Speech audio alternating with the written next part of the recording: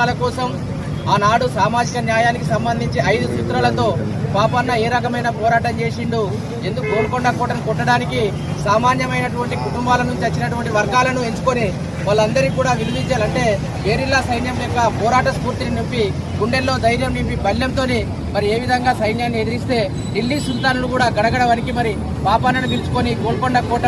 రాజ్యానికి రాజులు చేసినటువంటి చరిత్ర ఇలా బహుజనులు రాజ్యాధికారం సాధించాలంటే మరి ఏ రకమైన పోరాటం చేస్తే ఎదిరించి కొట్లాడితే ధైర్యంగా ముందడుగు వేస్తే ఎట్లా వస్తుందో 350 సంవత్సరాల క్రితమే చూపించినటువంటి వ్యక్తి ఇవాళ అన్ని వర్గాలకు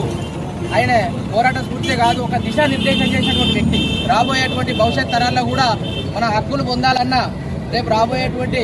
పాలన అంటే మనం కూడా బహుజన వర్గాలు పాలించాలన్నా, దేశంలో కూడా మన పాలన కొనసాగాలన్నా ధైర్యంగా పోరాటంతోనే ముందుకు రావాలి, మన హక్కులు పొందాలి. బాబాసాహెబ్ అంబేద్కర్ గారు చేసినటువంటి రాజ్యాంగంలో సమానత్వం ఏదైతే ఉందో దానికి ప్రతిగా ఆ రోజు పాపన్న చేసినటువంటి సామాజిక న్యాయాన్ని ఎంచుకున్నారు కాబట్టి